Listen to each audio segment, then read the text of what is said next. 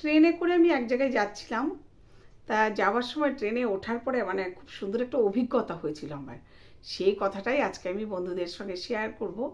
আর তার আগে বলবো বন্ধুরা, যে আমার পাশে থাকা যে বেল আইকনটা আছে সেটা একটু প্রেস করে দিতে, আর আমার চ্যানেলটাকে একটু সাবস্ক্রাইব করে দিতে। তো বন্ধুরা, আমি ট্রেনে এক জায়গায় যাব, মোটামুটি 1.5 ঘন্টা 2 ঘন্টার পথ মোটামুটি। তা আমি উঠেছি, উঠে দেখলাম লেডিস কামরা একদম পুরো প্যাকড আপ, মানে বসার কোনো সিট নেই। মনে মনে ভাবছি এতটা পথ দাঁড়িয়ে কী করে যাব। তো এবার লেডিস কামরাতে তো আবার একটা সিস্টেম আসে, সবাইকে আছে জিজ্ঞেস করতে হবে যে আপনি কোথায় যাবেন, আপনি কোথায় যাবেন, আপনি কোথায় যাবেন, এরকম।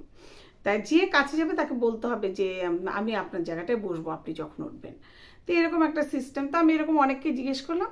তা তার মধ্যে একজন বললো কি আমি অনেক দূরে, ব্যাস, সে আর কিছু বললো না। তো যাই হোক, কারোর সিট নেই বলে যে বলেছে আমি অনেক দূরে, আমি তার সামনেই দাঁড়িয়ে আছি, কি করব, কোথাও তো বসার সিট নেই।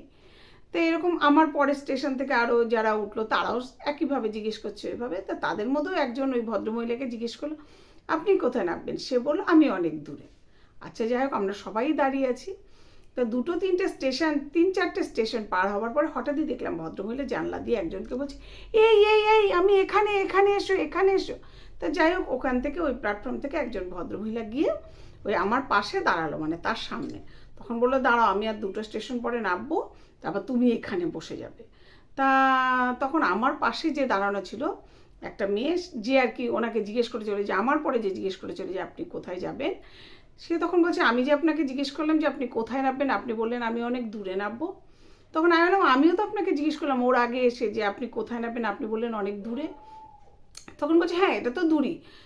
তো ওই ওই মেয়েটা তখন বলছে যে আপনি দূরে নামবেন বলে আপনি এখন উঠছেন, উঠে ওনাকে বসতে দেবেন, তাহলে আমরা কি দাঁড়িয়েই যাবো এখানে, আপনি আপনার লোককে বসিয়েই যাবেন আর আমরা এখানে দাঁড়িয়ে যাবো, এটা হয়?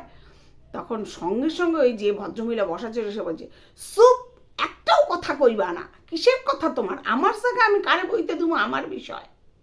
ব্যাস, আমি তো চুপ, আমি কোনো কথা না। ওই মেয়েটাও চুপ হয়ে গেল কিছু না বলে। তখন আমি দেখলাম যে হায়রে, বসা তো আর হবে না। তখন আমি ওই যে ভদ্রমহিলাকে বসতে দেবে তাকে ফুসফুস করে জিজ্ঞেস করলাম আপনি কোথায় নামবেন। সে বললো সেইখানে, মানে আমি যেখানে নামবো সেও সেখানে নামবে। এলাম খুব মুশকিল। আমি তখন বললাম তাকে আস্তে আস্তে দেখুন, আমি সবার প্রথমে এসে ওনাকে জিজ্ঞেস করলাম উনি কোথায় নামবে, বললো অনেক দূরে। তো এটা কি ঠিক? বলুন, আপনিই বলুন।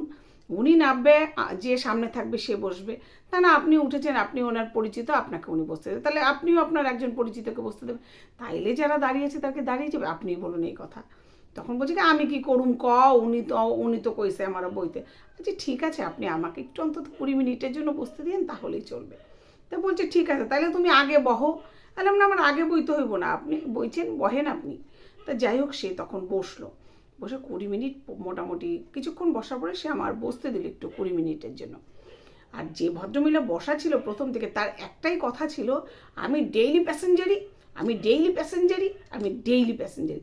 আচ্ছা ডেইলি প্যাসেঞ্জার যারা, তারা কি এরকম সত্যি মানে তাদেরকে ওই চেয়ারটা কেনা থাকে যে তারা ওই চেয়ারে শুধু তারাই বসবে, তাদের কাছের লোকজনই বসবে? কি মুশকিলের কথা। মানে এই যে একটা অভিজ্ঞতা যে ডেইলি প্যাসেঞ্জার হলে জায়গাটা তার কেনা, হয়তো বংশ পরম্পরায় কিনে রেখে গেছে বা কিছু, জানি না সেটাও কিনা। তো এটা একটা বিরাট অভিজ্ঞতা আর সম্মুখীন আমি হয়েছিলাম। আর সেই গল্পটা বন্ধুদের সঙ্গে আজকে শেয়ার করলাম। বন্ধুরা কীরকম লাগলো গল্পটা একটু জানাবে।